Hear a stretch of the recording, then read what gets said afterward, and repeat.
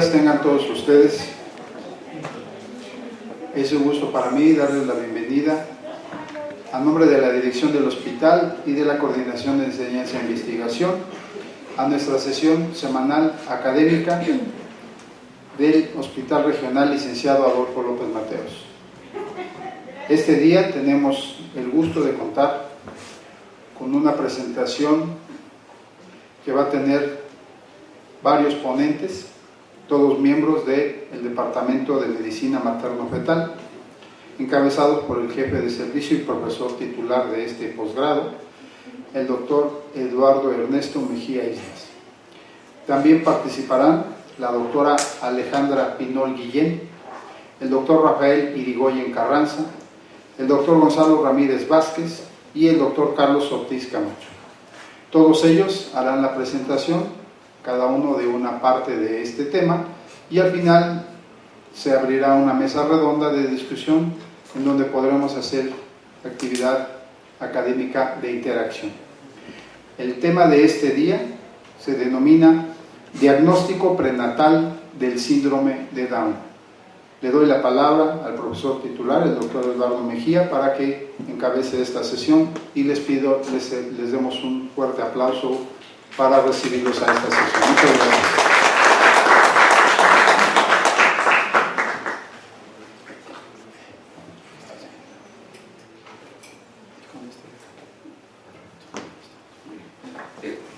Muchas gracias, doctor Nava. Pues, como ha presentado el doctor Nava, efectivamente estamos en el área de materno-fetal y pues no quiero comenzar sin también agradecer a la doctora Ávila el apoyo. Por acá en algún momento platicábamos de la necesidad de plantear algunos temas y ella decía que el hospital pues tiene mucho que decirse, ¿no?, de su personal. Pues yo estoy de acuerdo, de hecho comparto el punto de vista porque muchas veces ocurre que en algunas áreas se está haciendo algo novedoso y los demás no nos enteramos, y quizá pueda ser el caso de materno-fetal. Pues decidimos plantear este tema por varias razones. Primero, que es una de las problemáticas sociales, médicas, que se vive en todo el mundo, y pues siempre toda pareja que se sabe embarazada, ¿no?, se cuestiona sobre si se encuentra bien su hijo, si está sano anatómicamente, si las funciones que tendrá ya nacido son normales, y entonces viene una serie de preguntas que resultan un problema, porque el principal que se conoce del síndrome de Down, pues todos ustedes saben, es el retraso mental, y se considera que es la primera causa genética de retraso mental. Entonces pues es ahí una de las razones importantes, sobre todo también que estos niños pues pueden tener anomalías estructurales, sobre todo cardíacas, que es una de las patologías que más se asocian. Así que no solo los padres que tienen un hijo afectado de síndrome de Down van a lidiar con la problemática psicológica o mental, sino también la anatómica, ¿no? Son niños que están predispuestos también a un compromiso inmunológico que los llevan a serios problemas de salud, como infecciones, etc. Así que es una de las razones por las que debemos analizar, aterrizar esta situación.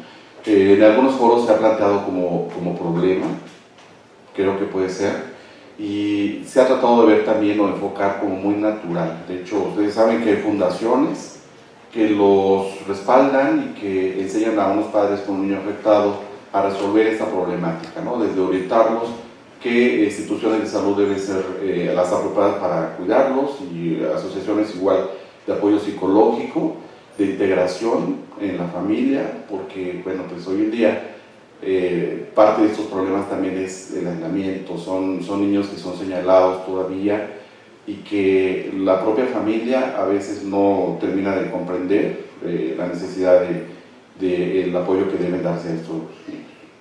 Es un grupo realmente vulnerable. Pues bueno, la Secretaría de Salud en México se ha encargado de determinar la prevalencia de la enfermedad, del problema. Ellos en general manejan de 600 o 700, este promedio de 650, pues bueno, lo plantean, es un caso por cada 650 embarazos. Entonces, pues sí es alta, ¿no? Si lo quisiéramos enfocar de otra forma, a veces usamos algunas referencias en medicina, saben que somos un poco dados a eso. Entonces, si en un estadio azteca nos imaginamos que está lleno con 100,000 personas, pues aquí habrá 150 más o menos personas afectadas de síndrome de Down. Así que bueno, esto sirve una vez más como para tener un patrón de comparación, ¿no? Y entonces el problema está así. Nosotros nos enfrentamos en la consulta a una orientación, un diagnóstico prenatal, que como su nombre lo dice, es simplemente conocer el estado de salud antes de que nazca el feto. Entonces, de esta forma nosotros nos vamos a valer de algunos instrumentos, sobre todo el ultrasonido, que es la herramienta que nosotros disponemos no invasiva para poder llegar a tener una idea de cómo se encuentra anatómicamente.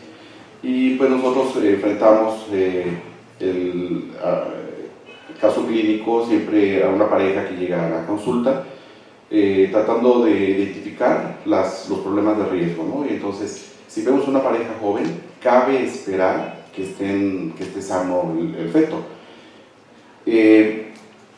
Pero cuando encontramos a una pareja que ya tiene un factor de riesgo, y sobre todo la edad materna, es cuando nosotros debemos empezar como a intuir y vamos a sospechar que pudiera venir afectado. Como vamos a ver en un ratito más, pues uno de los factores de riesgo es la edad materna, y la razón es muy simple. Parece ser que después de cierto tiempo, después de 35 años en general se acepta la edad de la paciente, pues estos ovocitos que se encuentran en esos ovarios, los óvulos ya están pues de alguna forma expuestos a toda la radiaciones y todos esos factores que pueden dañarlos. Entonces se piensa que esa exposición puede ser la que de cierta forma está influyendo en que haya un daño justamente en estos procesos reproductivos, ¿no? No así en la espermatogénesis. Aquí sí nos vamos a acordar que esta está a 3 meses y la producción oscila entre 100 millones aproximadamente. Entonces es una diferencia biológica que marca la vida entre lo que es la mujer, el varón, y entonces esa es la razón por la cual en la mujer es mucho más frecuente, ¿no? Entonces decía que cuando tenemos una pareja en una edad madura, más de los 35, o en este hospital que es más de 40 años, la primera causa de solicitud de consulta, entonces tenemos que ir a sospechar si existe algún problema. Y lo que hacemos justamente es un historial clínico y nos vamos a hacer algunas evaluaciones, sobre todo el ultrasonido. Ahora se dispone también de la parte bioquímica con marcadores, y entonces el propósito es identificar a un feto que venga con el padecimiento del síndrome de Down, y lo que hacemos, bueno, pues es orientar a la pareja sobre el alto riesgo, ¿no? Si se identifica con estas pruebas que les digo, que es ultrasonográfica en el primer trimestre, mediante una evaluación que llamamos ultrasonido genético o ultrasonido 12-14, pues se pasa a una segunda etapa, que es la comprobación del problema mediante técnicas diferentes invasivas, sobre todo lo que es la amniocentesis o bien la biopsia de biocides coriales. Hay otra parte que está actualmente en boga, que es la evaluación bioquímica mediante la identificación del ADN fetal en sangre materna, o bien también con marcadores bioquímicos de primero o segundo trimestre, ¿no? Así que bueno, todo esto lo vamos a andar un poco más. Las estrategias entonces son informar, y la evaluación debe hacerse a todas las pacientes. Esto lo vamos a recalcar al final, pero dado que es un problema que ocurre, decíamos, con mayor frecuencia en la población abierta, pero por frecuencia en las mujeres que están embarazándose jóvenes, es muy frecuente en ellas, pero es por volumen.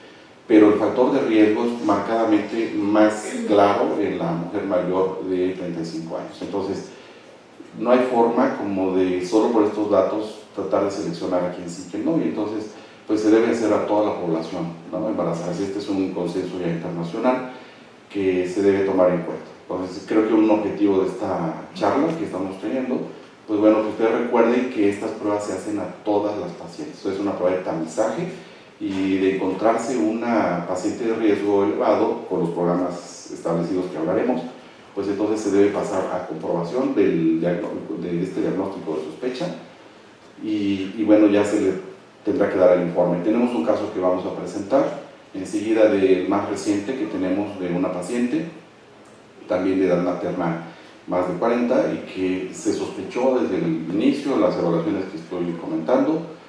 Y bueno, vamos a dar ahora la palabra a la doctora Alejandra Finol. Ella es residente de materno, ella nos va a platicar sobre el cuadro clínico de la paciente que les estoy comentando y enseguida vamos a dar el desarrollo de este tema para al final concluir con algunos puntos necesarios. Bueno, gracias.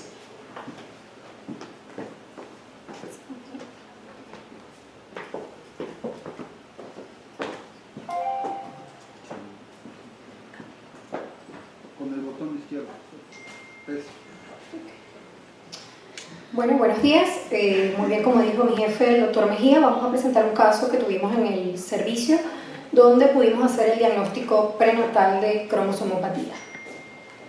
Se trata de una paciente de 41 años de edad, originaria y residente de Ciudad de México, su ocupación técnico en enfermería. Entre sus antecedentes heredofamiliares, su madre padece de diabetes mellitus e hipertensión arterial, hermano con cáncer de hígado y una hermana con lupus eritematoso sistémico.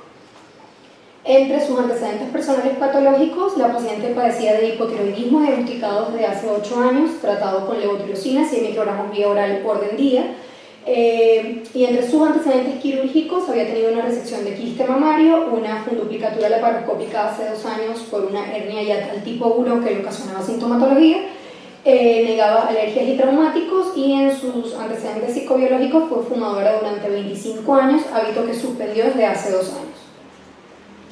Entre sus antecedentes ginecobstétricos, importante solo decir acá que su menarca fue a los 15 años, una paciente con ciclos regulares que no utilizaba ningún tipo de método de planificación familiar. Su último Papá Nicolau o citología cervicovaginal fue en el año 2014, siendo negativa para malignidad, y llega al servicio con una fecha de última menstruación del 14 de octubre del 2017. Entre sus antecedentes perinatales, la paciente había estado en tratamiento en el año 2011 por biología de la reproducción, momento en el cual no logra embarazo. Su primera gesta concluyó en un aborto espontáneo completo del primer trimestre, fue en el año 2013, no ameritó un legrado uterino. Y su gesta 2 es el embarazo actual, el que le traemos el día de hoy, fue un embarazo planeado, deseado, por tanto ella tuvo control prenatal desde su primer trimestre y tomó ácido fólico incluso antes de embarazarse, lo que se llama preconcepcional. Entre los ultrasonidos que se le realiza en el servicio de medicina materno-fetal, tenemos el primero el 11 de diciembre del 2017, donde al medir el embrión por su longitud cráneo-caudal nos da un embarazo simple de 6.6 semanas de gestación con vitalidad fetal, vitalidad embrionaria conservada. Luego, ya para el 22 de enero del 2018 se hace el ultrasonido genético, que si bien no voy a ahondar mucho en esto porque ya mi compañero Rafael Irigoyen les hablará un poco más de la parte teórica. Acá durante este ultrasonido se evalúan ciertos parámetros ecográficos para ver qué riesgo tiene esta paciente de tener cromosomopatías. Basado principalmente, el principal riesgo lo da su edad materna y le sumamos estos parámetros. Vemos que en este momento tenía la paciente 14 semanas de gestación con una translucencia nucal de 3 milímetros, que fue el hallazgo positivo en este ultrasonido, hueso nasal presente, una onda del ductus que se evalúa estaba normal, y bueno, un otro hallazgo que se encontró fue un leiomioma en cara posterior que estaba de 9 por 8 por 9 centímetros. Este ultrasonido se concluye como con un embarazo de 14 semanas y con un riesgo alto para cromosomopatías. Ven que se habla de un riesgo a priori, que es el riesgo que de por sí tiene la paciente por su edad materna. Una vez que ya le sumamos los parámetros ecográficos medidos o realizados, nos da un riesgo posterior. Esta paciente nos dio un riesgo de 1 en 56 para trisomía 21, lo que la coloca en un riesgo alto. Al ser así, esta paciente fue candidata a un estudio invasivo.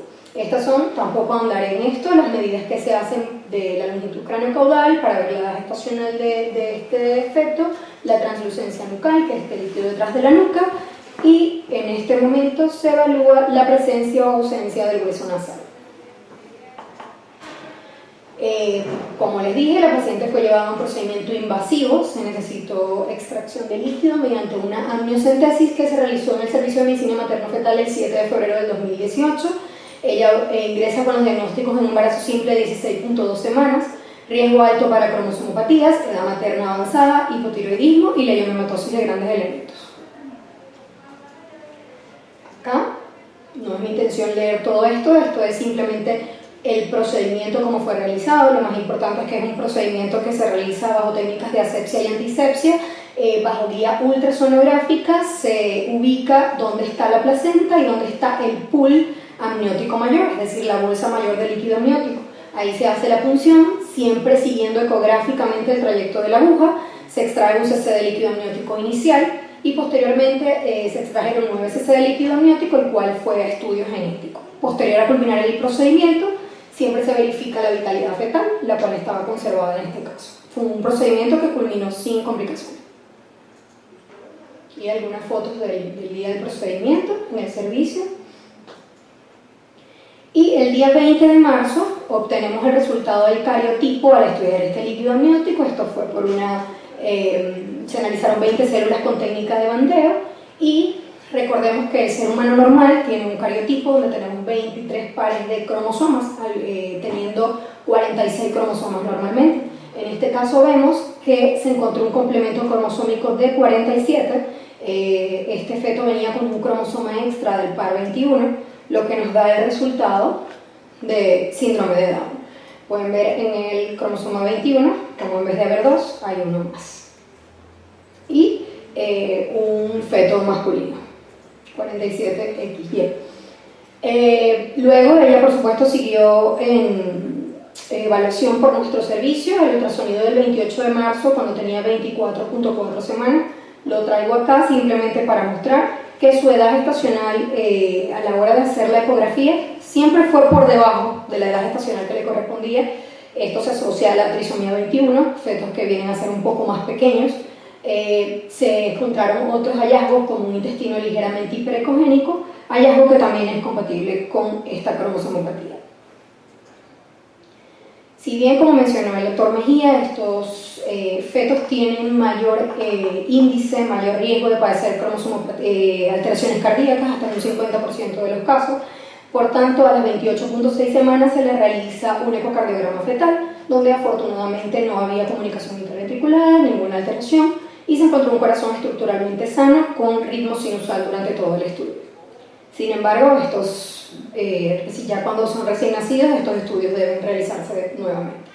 Acá no voy a leer todo este cuadro, simplemente quiero traer como que la comparación entre diferentes ultrasonidos que se realizaron, 2 de mayo, 23 de mayo, 13 de junio, y ver la tendencia donde, además de que venía un poco más pequeño, siempre 2 semanas menor a la edad que le correspondía, esto predominantemente era por sus huesos largos. LF es longitud del fémur, LH longitud del húmero, y por ejemplo, vemos como a las 32 semanas de gestación, cuando medíamos su fémur, daba para 30, y a las 35 semanas medíamos su fémur y daba para 30 semanas.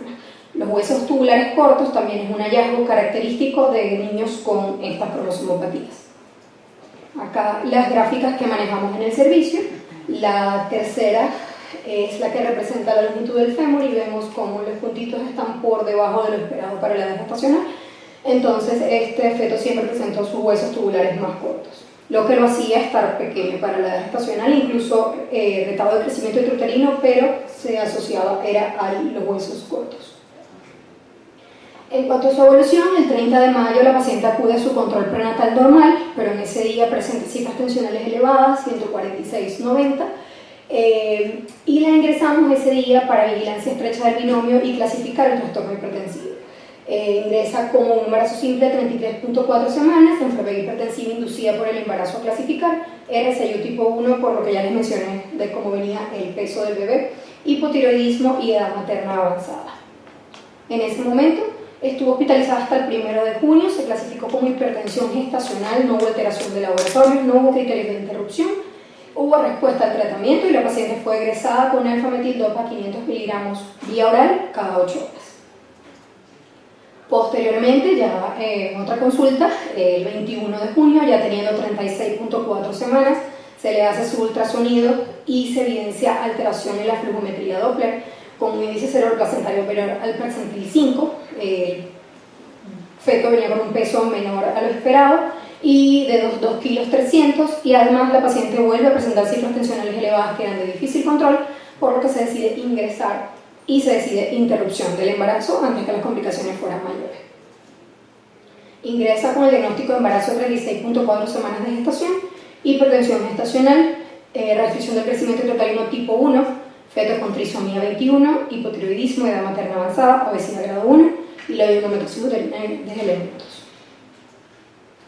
El embarazo se interrumpe el día 21 de junio, se realiza cesárea care, se obtuvo un recién nacido vivo masculino que pesó 2 kilos 370, talla 47.5, afortunadamente tuvo una puntuación de Apgar de 8.9 con un capurro de 37 semanas de gestación. Fue un acto quirúrgico sin complicaciones y el recién nacido tenía un fenotipo característico con síndrome de Down. Los dejo ahora con mi compañero Rafael Irigoyen, que les hablará un poco de la parte teórica.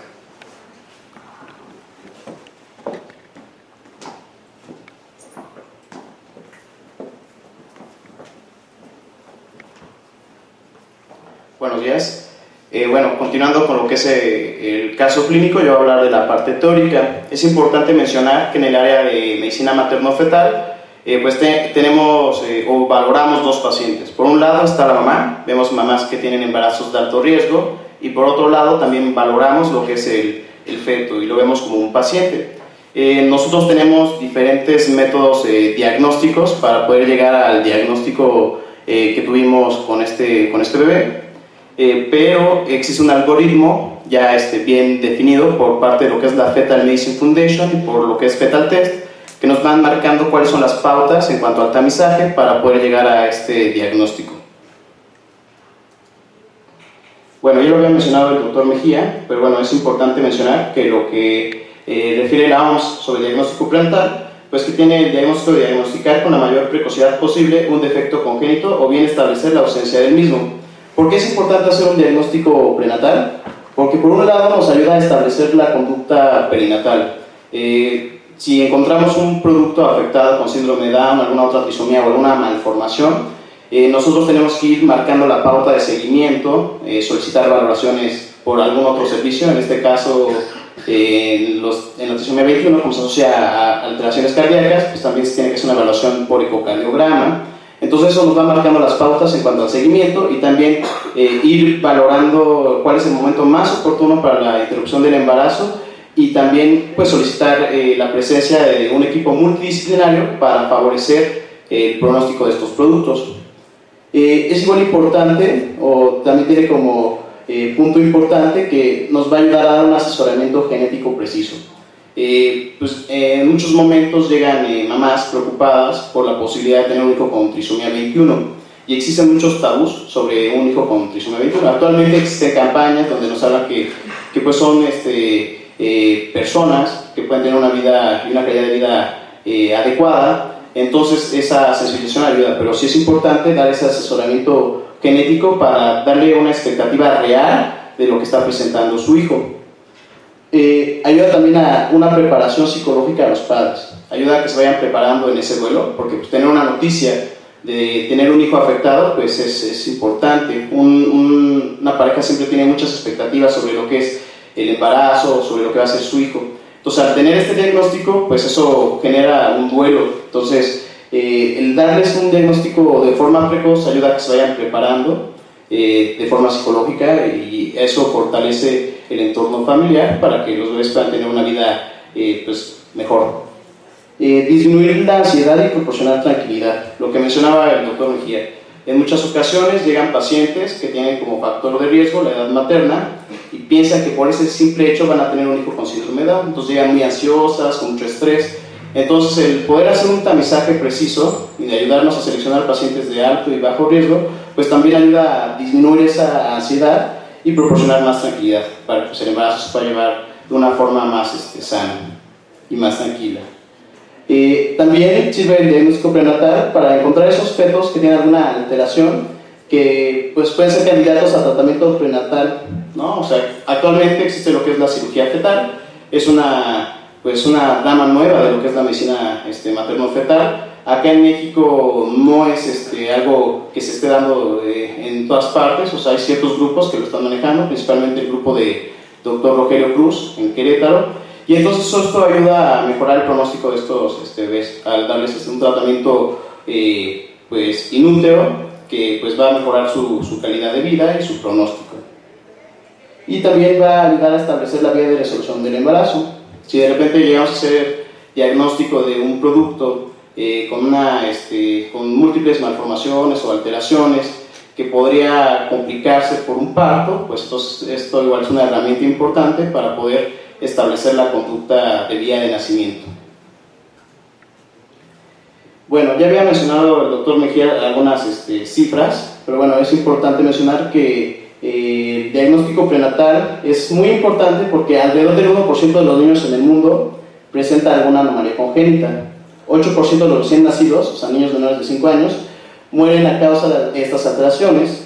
En América este porcentaje representa hasta un 16% y en América Latina corresponde al 13%, siendo la segunda causa de muerte en neonatos en estos países. O sea, más allá del síndrome de Down, o sea, también nosotros como servicio de medicina materno-fetal o como su especialidad, pues podemos hacer diagnóstico de una amplia gama de alteraciones que podrían provocar pues una situación complicada en estos productos, entonces de ahí la importancia. ¿Qué se puede hacer de diagnóstico prenatal? Pues pueden hacer diagnóstico de anomalías cromosómicas. La principal y de la que más se ha estudiado es la trisomía 21, ya que es la más común, pero también se puede hacer diagnóstico de trisomía 18, de trisomía 13, de monosomía o síndrome de Turner. Entonces, de ahí la importancia. También se pueden hacer alteraciones, se puede diagnosticar, alteraciones morfológicas, estructurales, moleculares y funcionales. Bueno, acá traigo una tabla en cuanto a porcentajes y como vemos dentro de las principales alteraciones cromosómicas en diagnóstico prenatal vamos a encontrar que la principal es la trisomía 21, seguida de lo que es la trisomía 18 y la trisomía 13. Ya lo había igual mencionado el doctor Mejía, pero ¿por qué es importante la trisomía 21? Una, porque es la más común. Dos, porque es la primera causa de retraso mental en el mundo. Aneuploidía más frecuente, su prevalencia dependiendo de la fuente y dependiendo igual de la edad gestacional, pero tenemos nosotros como punto de corte en las mujeres mayores de 35 años, que puede ser de 1 en 250 en el primer trimestre. Y lo importante de esta trisomía 21, o del diagnóstico de la trisomía 21, es que está asociada a cardiopatías y malformaciones graves. Es importante mencionar que esta alteración cromosómica, el 95% se da por trisomías libres, un 4% por translocación robertsoniana y un 1% por mosaicos. Entonces, ¿qué herramientas tenemos nosotros para poder hacer diagnóstico prenatal? Pues existen técnicas no invasivas y técnicas invasivas. Realmente las técnicas no invasivas nos ayudan como una herramienta de tamizaje. Al final, si de repente estas herramientas nos ayudan a seleccionar a los pacientes que tienen alto riesgo y bajo riesgo. Una vez que seleccionamos a los pacientes que tienen alto riesgo, entonces ya llegamos a lo que son las técnicas invasivas. Es importante mencionar que las técnicas invasivas pues sí tienen un riesgo, ¿no? Un riesgo de pérdida del embarazo. De ahí la importancia de seleccionar bien a las pacientes. Históricamente, o mejor dicho, hace 15 años, por el simple hecho de tener 35 años, las pacientes eran candidatas a hacerse una amniocentesis. Entonces, probablemente eso exponía a que hubiera pérdidas. Entonces, por eso se empezaron a hacer estos algoritmos, se empezaron a estudiar qué marcadores están positivos o presentes en productos afectados y en base a eso pues fueron creando los algoritmos de selección para qué pacientes tenían que llegar a los métodos invasivos, a las técnicas invasivas. En cuanto a los métodos no invasivos en diagnóstico prenatal, o sea, el enfoque de la plática es en trisomía 21, pero podemos hacer diagnóstico prenatal en cualquier momento del embarazo. El principal, o el que nos va a marcar la pauta de cómo va a estar este embarazo y el que más está estudiado y que tiene una mayor tasa de detección es la ecografía de la semana 11 a la 13.6, o ultrasonido 11-14, morfológico temprano o genético. Después, si de repente se nos ha pasado este ultrasonido y no se ha realizado, pues tenemos la herramienta de hacer un ultrasonido estructural, que como ya lo mencionó la doctora Alejandra Finón, en el caso clínico, pues los productos con alteraciones cromosómicas como es trisomía 21, pues van teniendo ciertas alteraciones en cuanto a lo que es el crecimiento, tienen un acortamiento de lo que son los huesos tubulares, como lo que es húmero y fémur, y entonces y hay ciertos marcadores específicos en este trimestre que nos van dando la idea de que podría tener un producto síndrome de Down.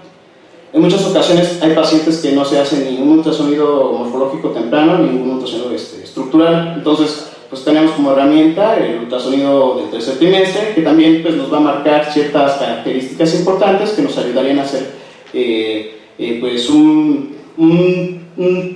marcar una probabilidad de riesgo para que este paciente tenga síndrome de Down. Existe actualmente lo que es el DNA fetal en sangre materna, que ya lo había mencionado el doctor Mejía, pero sigue siendo utilizado como una técnica de tamizaje, no es totalmente diagnóstico. Igual este DNA fetal nos va a ayudar a seleccionar también a las pacientes con alto riesgo para tener una alteración cromosómica, y entonces las que son candidatas a hacerse una amniocentesis o biopsia de vellosidades coreales.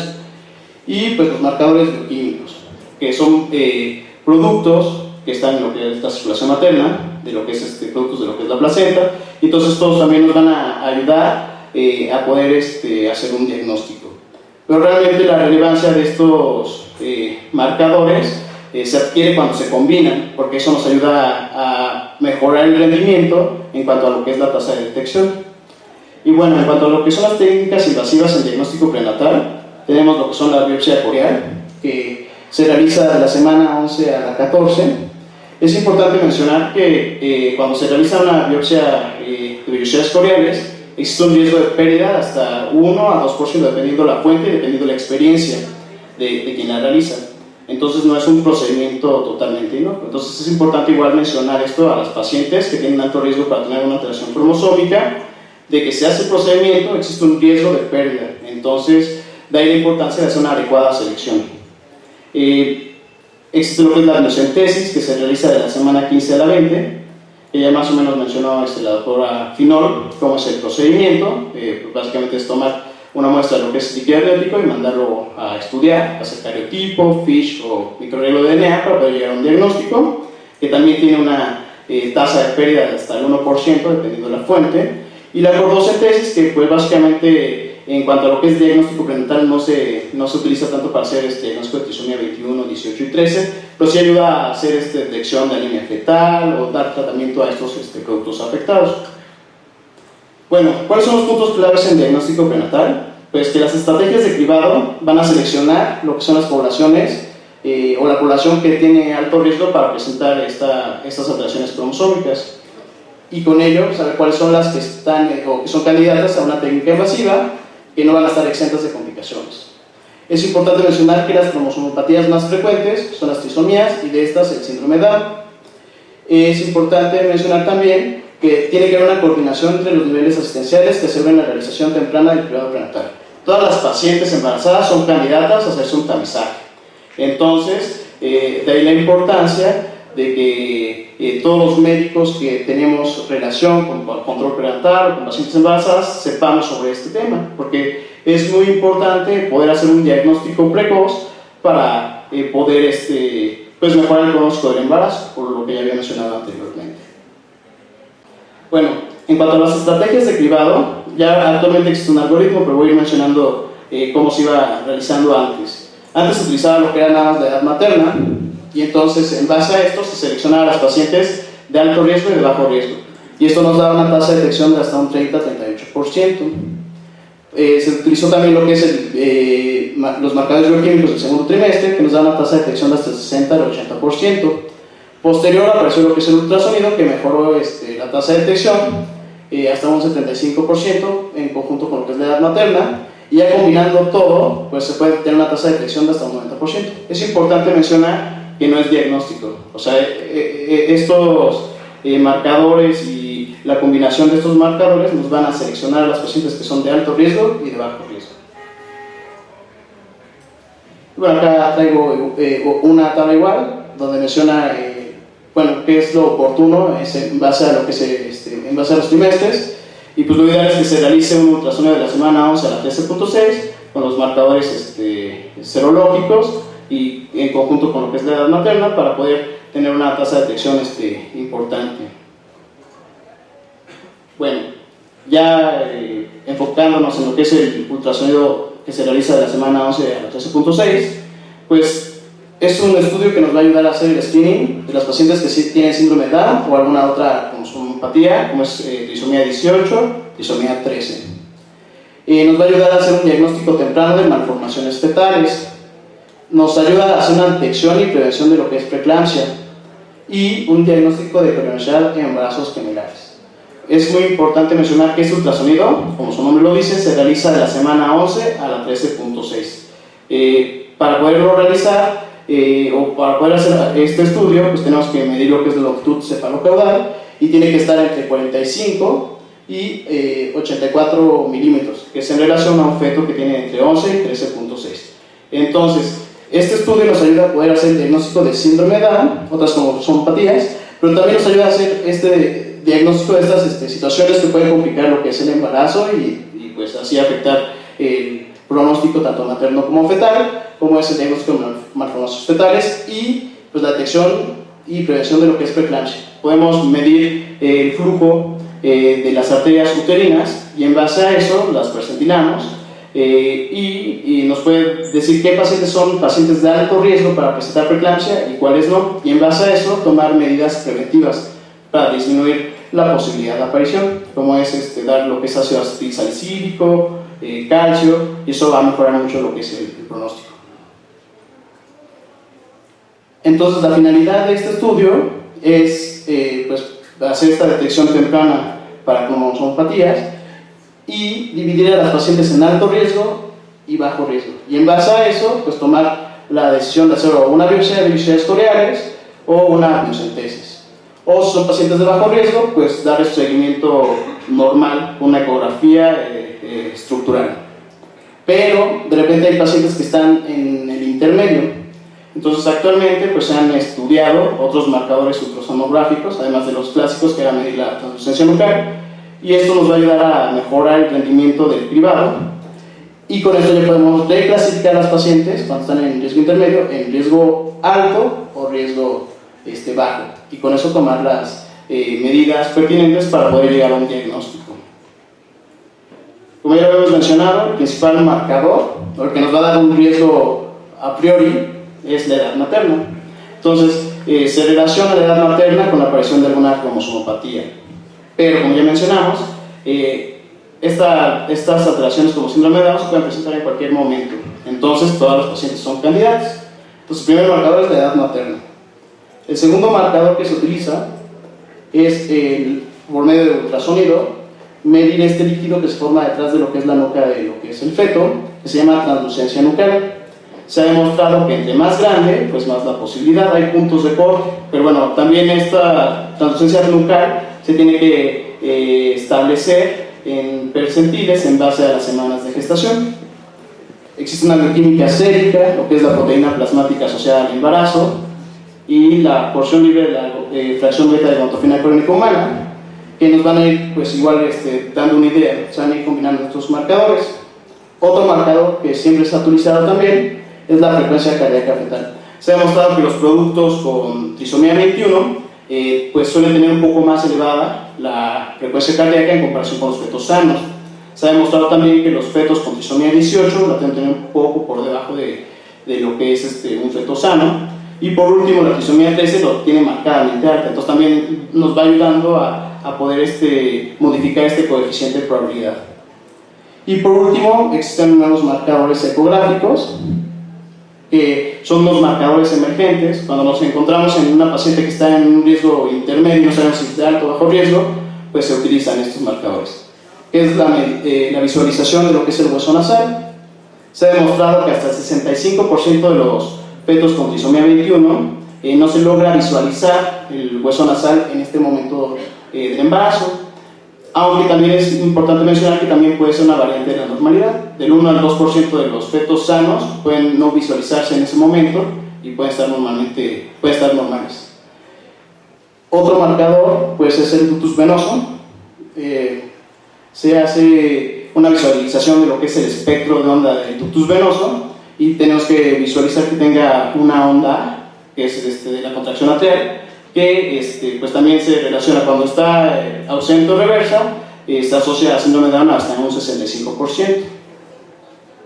Pero bueno, estos marcadores aislados no tienen ninguna relevancia, adquieren su importancia cuando se combina con el resto del screening. Y pues también se valora lo que es el flujo tricuspideo, de la válvula tricuspidea. Si de repente llegamos a visualizar una regurgitación, pues básicamente eso también se asocia hasta en un 55% a fetos con trisomía 21. Pero también puede ser una variante de la normalidad o puede ser a causa de otra etiología, ¿no? En cuanto a lo que es la bioquímica sérica, lo que ya he mencionado, se toman dos marcadores, lo que es la porción libre de la fracción beta de la neutropenia crónica humana y la proteína plasmática asociada en embarazo, y en base a la alteración cromosómica pues van a tener cierta pues tendencia, ¿no? Por decir un ejemplo, lo que es la trisomía 21, en cuanto a lo que son los múltiplos de medianas, va a ser elevado 2 veces en comparación con lo que es la población normal, y la proteína plasmática asociada en embarazo en la trisomía 21 va a estar por debajo de lo que es la población normal. De hecho, acá tengo una tabla de cómo se va comportando en base a la trisomía esta bioquímica sérica, que aislada pues nos da una tasa de detección de un 60%. Entonces la relevancia de esto es pues conjuntar todos estos marcadores para tener un coeficiente de probabilidad con un mayor rendimiento.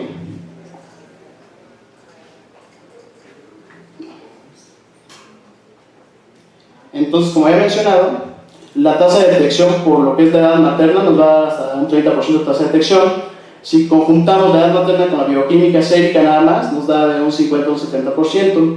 Si conjuntamos lo que es la edad materna con la translucencia nuclear, nos va a dar una tasa de detección de hasta un 70 a un 80%. Si lo conjuntamos, la edad materna, la translucencia nuclear, los marcadores bioquímicos, un 85 a un 90%. Si tomamos en cuenta el hueso nasal con la edad materna, la translucencia nuclear, hasta un 90%. Y si pues conjuntamos todo lo que acabo de mencionar, tenemos hasta una tasa de detección del 95%. Que pues es una tasa muy importante. Y de hecho, en muchas ocasiones, cuando el riesgo sale alto y es muy marcado, se hace la amniocentesis y sale totalmente con síndrome de Down. Pero siempre es importante mencionar que esto nada más habla de un riesgo estadístico. Para llegar a un diagnóstico, siempre es necesaria la realización de una amniocentesis. Existen 2 programas de cálculo de riesgo, lo que es la Fetal Medicine Foundation y Fetal Test. Estas pues, asociaciones pues, tienen sus calculadoras. Entonces, para poder hacer un cálculo de riesgo, pues, tenemos que estar certificados por lo que es la Fetal Medicine Foundation o lo que es la Fetal Test, para poder pues, poner lo que es la translucencia nuclear, poner la edad materna, y ya nos va a dar lo que es el riesgo. Es importante mencionar que para poderte certificar, pues uno tiene que mandar imágenes y pues tiene que cumplir con todas las características para poder estar certificados. Acá en el servicio, pues todos estamos certificados. Es importante mencionar que además de lo que mencioné, también el ultrasonido que se realiza de la semana 11 a la 13.6 nos va a ayudar a hacer un diagnóstico temprano de malformaciones fetales. Bueno, esto también va a depender de la resolución del equipo de ultrasonido que tengamos, pero desde etapas tempranas podemos valorar lo que es el corazón, que esté en un situs solitus, o sea, del lado izquierdo, que pues esté en relación a un tercio de lo que es tórax, y ver cómo está su relación con lo que son los pulmones, valorar los tractos de salida. También se puede valorar lo que es la inserción del cordón umbilical, para así descartar defectos de la pared abdominal, como es gastrosquisis o falocemia. Se puede también valorar lo que es la presencia de las extremidades, de las manos, de los pies. Se puede valorar lo que es la presencia de las órbitas, la presencia de lo que es la cámara gástrica, lo que nos va a hablar de que hay una integridad del tracto gastrointestinal. Se puede valorar también lo que es la columna vertebral, y con esto pues podemos descartar o hacer diagnóstico de defectos de tubo neural desde una etapa muy temprana. También se puede valorar lo que es la presencia del labio superior, y con esto podemos hacer diagnóstico del labio paladar hendido o descartarlo. La presencia de lo que es la vejiga, que nos habla de que el tracto genitourinario pues puede estar hasta cierto punto íntegro, aunque ya se valorará de una forma más completa en un ultrasonido estructural en la semana 18 a 22, pero desde este momento podemos tener pues ya una idea de cómo se encuentra este producto. También también se puede valorar lo que es la presencia de lo que es el diafragma, y con esto podemos descartar, hacer diagnóstico de lo que es una hernia diafragmática, que pues tiene una implicación muy importante. Se puede dar tratamiento in útero con cirugía fetal de lo que es las hernias diafragmáticas, y con eso pues mejora el pronóstico fetal. Entonces, como ya mencioné, se puede hacer un diagnóstico de un amplio rango de anomalías fetales, desde cardiopatías mayores, lo que ya he mencionado era una hernia diafragmática, varicocele, megavejiga, anomalías esqueléticas, acránea, que es incompatible con la vida, espina bífida. Entonces, es un plus que tenemos al realizar este ultrasonido. También nos ayuda para hacer un screening de las pacientes que tienen alto riesgo para tener preeclampsia. El riesgo específico de cada paciente de desarrollar preeclampsia puede predecirse, y esto es en base a la historia clínica, la edad, la raza, el índice de masa corporal, la tensión arterial, pero lo que nos va a marcar de una forma importante para seleccionar a estos pacientes es la medición de lo que son las arterias superiores, y en base a esto podemos detectar pacientes de alto riesgo y de bajo riesgo y darles tratamiento de una forma oportuna, y así podemos reducir la posibilidad de que presente preeclampsia al término del embarazo. Y con esto pues podemos reducir una situación que es una causa importante de mortalidad pues en el mundo y acá en México. Ayuda hasta el 90%. Y pues el diagnóstico de la cronicidad en embarazos gemelares, porque con esto podemos saber cuál va a ser el pronóstico o qué anomalías o complicaciones podríamos encontrar, como es aborto cuando son monocoreales hasta un 10%, muerte perinatal hasta un 4% cuando son monocoreales, retraso de crecimiento fetal hasta un 30% cuando son monocoreales, o defectos mayores hasta un 4% cuando son monocoreales. Entonces, en conclusión, pues este estudio nos ayuda a hacer una detección de hasta un 90% de pacientes con riesgo de preeclampsia, que es una situación importante y un problema de salud acá en México. Nos ayuda a hacer una detección temprana de malformaciones fetales, que algunas pueden ser incompatibles con la vida, entonces uno puede pues ya mencionar a los papás que se está presentando esta situación y no generar falsas expectativas. Detección de trisomía 13 y 18, que son incompatibles también con la vida, diagnóstico de cronicidad, y un diagnóstico de trisomía 21 en 95%. Entonces, básicamente este estudio pues tiene una implicación muy importante en nuestra área, ya que nos va a ayudar a mejorar el pronóstico materno-fetal. Y pues es importante mencionar que en el servicio realizamos aproximadamente anualmente 7.000 ultrasonidos. La moda de edad de los pacientes que vemos son de 37 años, entonces son pacientes todas de alto riesgo para presentar algunas de las complicaciones que ya mencionamos. Los principales diagnósticos que valoramos son diabetes, embarazo, hipotiroidismo y edad materna avanzada. También es importante mencionar que el ultrasonido con el que actualmente contamos, pues sí cumple con ciertas características para poder hacer diagnósticos, sin embargo no es el más pues adecuado, ¿no? O sea, realmente hacer diagnóstico de alteraciones fetales mayores no se puede, pero se puede medir una translucencia nuclear y pues nada más quería mencionar eso. Muchas gracias por su atención.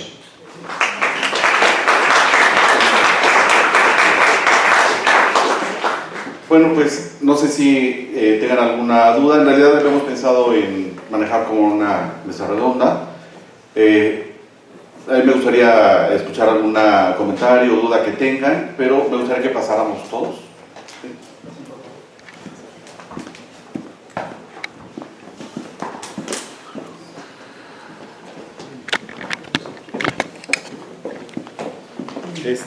Bueno, en realidad a mí me gustaría recalcar en el hecho de que la forma de trabajar en el servicio de materno-fetal pues lleva su grado de complejidad.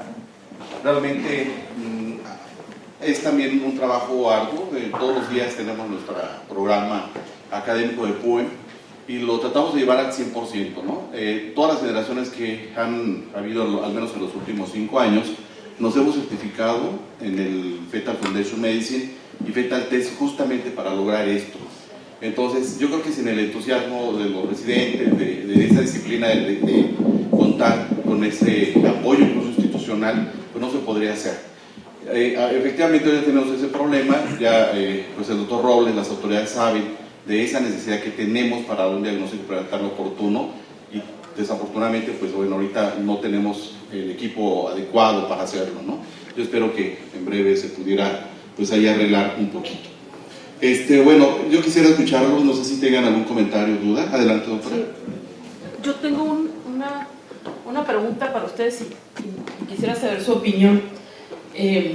Si bien es cierto, tenemos un alto índice de embarazos de adolescentes en México, también para mí, como geriatra, hay una tendencia mundial que a mí me perturba muchísimo, que es que las mujeres se embarazan entre los 40, 50 y hasta los 60 años. O sea, estamos en los dos extremos, estamos yendo contra la naturaleza. Entonces, o sea, ¿qué va a pasar con esto? Yo quisiera oír su opinión, porque inclusive desde el punto de vista ético, o sea, ¿qué estamos haciendo embarazando mujeres de 60 años? ¿Y qué sigue? ¿Qué viene? Porque eso no disminuye los riesgos de los hijos que vamos a tener, sino solamente los aumenta. Entonces, quisiera oír la opinión de ustedes en relación a esto. El que quiera.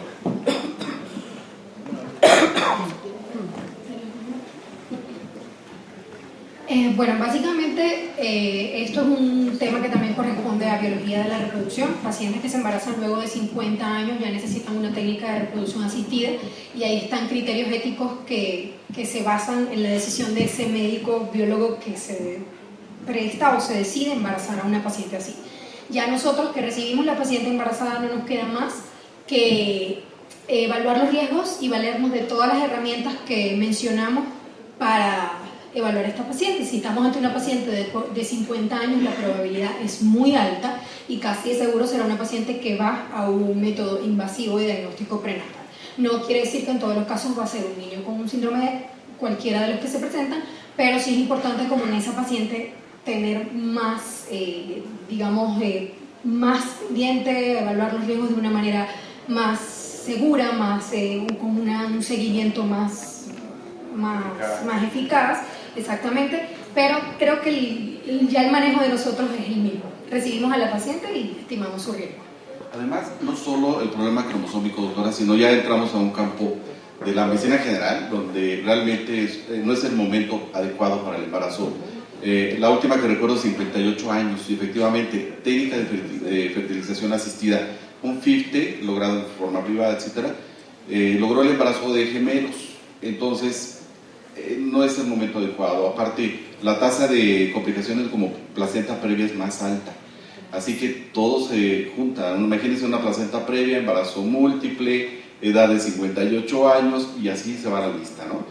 De manera que yo también identifico eso como un gran problema. Creo que es un tema de foros internacionales entre biología de la reproducción materno-fetal, pues para ver qué es lo que se va a hacer, ¿no? Porque no se trata nada más de embarazar y después esperar las complicaciones graves. En la adolescencia sucede lo mismo, nada más que ahí como que es más fortuito. En provincia es muy común el embarazo de menos de 17 años, el rango anda como entre 14 y 17, donde están embarazando muchas jovencitas.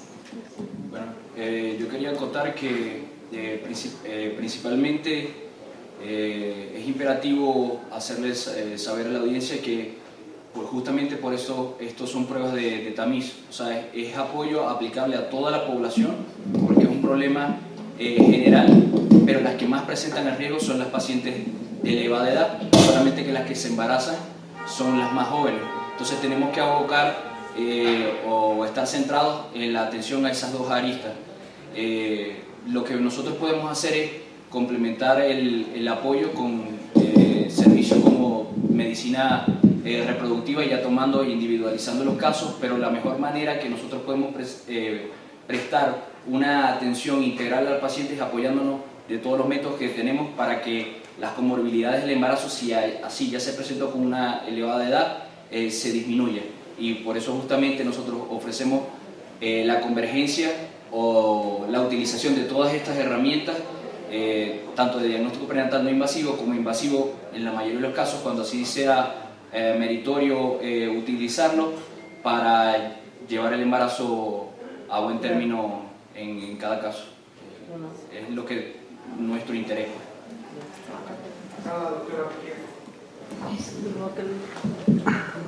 Adelante, doctora. Pues felicitado, realmente uno está acá metido en la pediatría y realmente se hacen cosas fabulosas en el hospital, felicitarlos. Y yo tengo dos preguntas.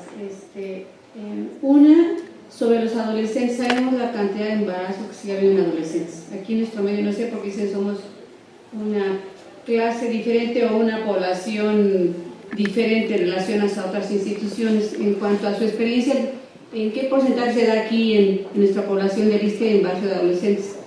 Y la otra pregunta es, ahorita me vino a la mente un caso, yo reviso expedientes clínicos, entonces me encontré un día un caso en la UCI, al revisar a una paciente, un chiquitito de prematuro, fue mamañosa, de lo que me acuerdo que pregunté, prematuro, mamañosa, una cardiopatía congénita muy severa, tenía trisomía 21, malformación a nivel del sistema nervioso central, malformación a nivel del tubo digestivo.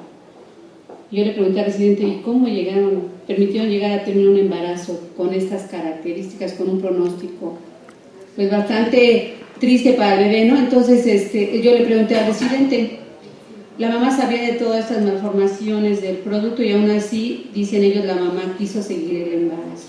Entonces mi pregunta, encaminada a un caso como de este tipo que se oye muy dramático, es ¿qué hacen ustedes cuando tienen un caso de esta magnitud, donde sabemos ya con toda la tecnología que hay tan fina, ¿qué hacen? ¿Se lleva un comité de ética? ¿Se le comenta a la mamá? Porque realmente aquí el pronóstico fue bastante, fíjate, la desgracia, ese niño murió, ¿no? Porque sí, tuvo una intervención quirúrgica, no me acuerdo, pero Sí, doctor.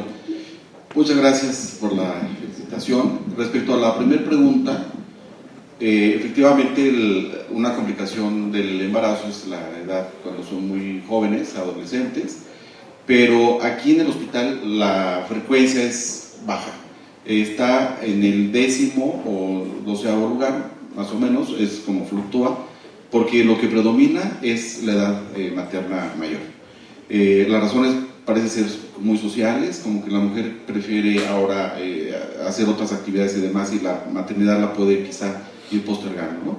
Bueno, respecto a la segunda pregunta, efectivamente nos mete en un dilema porque se han hecho algunos comités de bioética, aquí hay en el hospital un comité sólido con la experiencia para tomar resoluciones firmes, y de los casos que recuerdo que se hayan sometido a revisión, para síndrome de Down no se decide la interrupción del embarazo solo por el síndrome de Down, ¿no? O sea, es un principio importante que el síndrome de Down no marca la terminación del embarazo. Ya cuando se acompaña de otras anomalías, probablemente sí, y sobre todo las incompatibles con la vida. Aquí lo que se hace es, desde luego, informar a los pacientes, se hace un comité de primera instancia interno de materno-fetal, se compromete toda la coordinación de ginecobstetricia, se habla del tema, y si se identifica un problema mayor que ponga en compromiso la propia vida del feto, bueno, probablemente se decida interrumpir, como sería el caso, por ejemplo, de una anencefalia, ¿no? Ahí sí no tendríamos ninguna dificultad. Pero si son anomalías como la cardíaca u otra compatibles con la vida, pues simplemente se deja evolucionar el embarazo, ya en el entendido con los pacientes y entre todo el equipo, de que el pronóstico es sombrío, ¿no? Que es malo. Es muy difícil, como decía al principio, porque estamos hablando de un tema de vida y que un principio básico de todos los médicos, pues es primero proteger la vida, ¿no? Entonces entra un terreno difícil, ético también, en donde hemos tenido incluso pacientes que dicen, no, ya sé que viene mal formado y que no le van a hacer nada a mi hijo, pero quiero que nazca. Entonces ese punto lo respetamos, ¿sí? Es un principio incluso ético del ser humano, biológico, que nosotros entendemos y creemos en él, ¿no? Así que llevamos a veces un poco a extremo.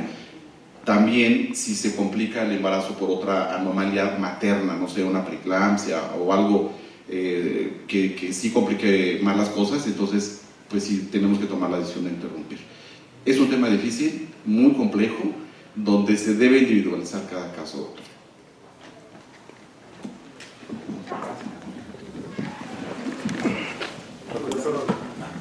Sí, doctor, buenos días. En principio, pues como siempre, muchas felicidades. Su grupo es estupendo y ya lo hemos platicado personalmente. Yo siempre he estado en pro de que ese servicio mejore, se lo he hecho ver. Y en realidad, cuando yo era residente, los diagnósticos de síndrome de Down eran así como la mala suerte, ¿no? El único criterio que se asociaba era que la mamá tenía arriba de 40 años, recuerdo que eso era el único criterio. Hoy en día veo que está muy sistematizado, al menos los aspectos clínicos, pero por otro lado ha avanzado mucho esta situación, no esperaríamos en aquellos años que tener ni siquiera estudios perinatológicos, ¿no?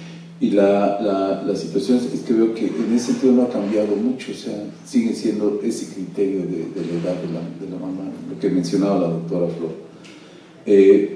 Veo que ahora ya hay estudios más sistematizados y me queda bien claro que la resolución de los equipos es básico para esto, ya lo hemos platicado, doctor, estamos en ese compromiso, créanmelo, que vamos a mejorar ese punto. Y por último, hacer un comentario relacionado a lo que comenta el doctor Mejía.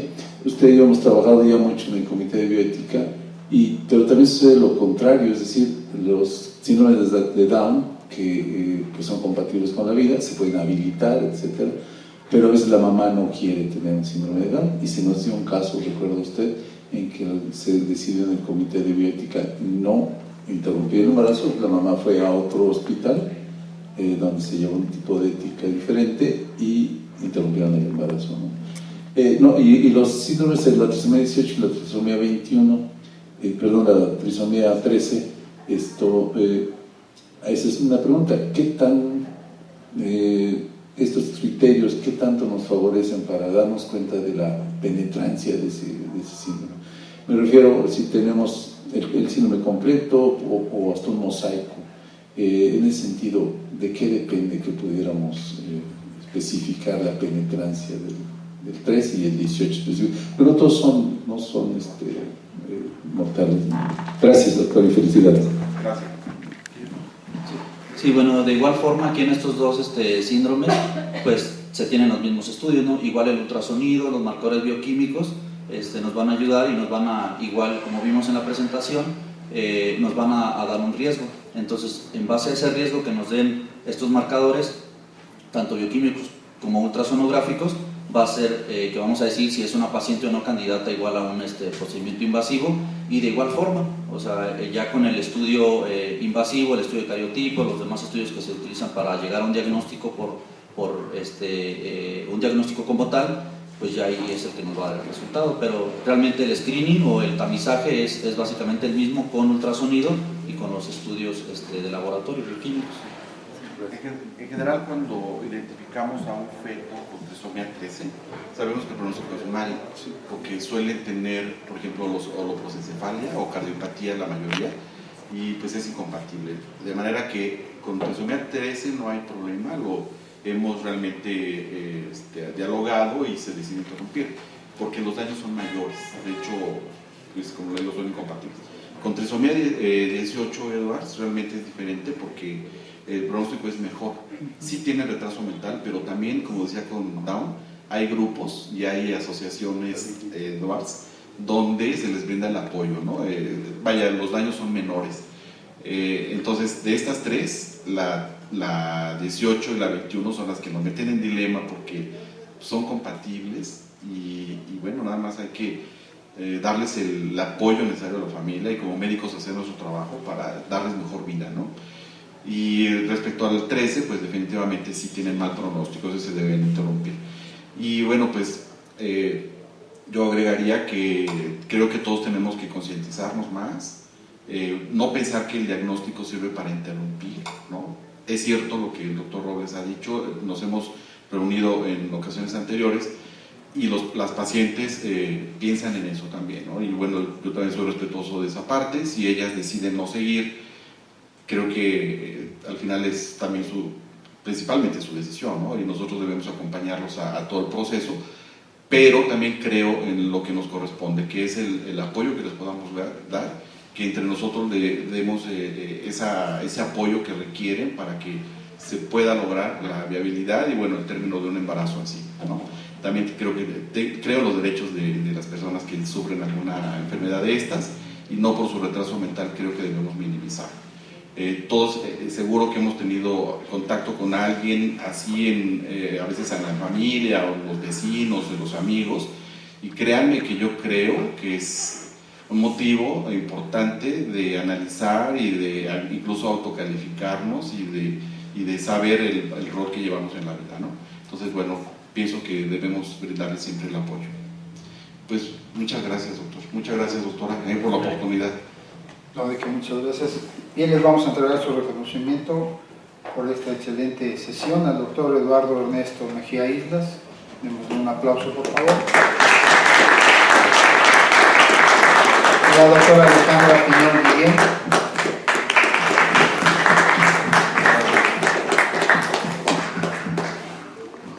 Al doctor Rafael Gibran Irigoyen Carranza. Al doctor Gonzalo Ramírez Vázquez.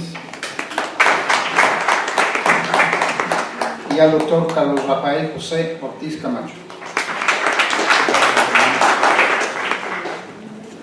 Bien, pues no me queda más que agradecerles su amable presencia y los esperamos el próximo jueves a las 8 en punto a nuestra sesión general académica semanal del Hospital Regional Licenciado Adolfo López Mateos. A nombre de la dirección del hospital y de la Coordinación de Enseñanza e Investigación, les deseamos un muy buen día.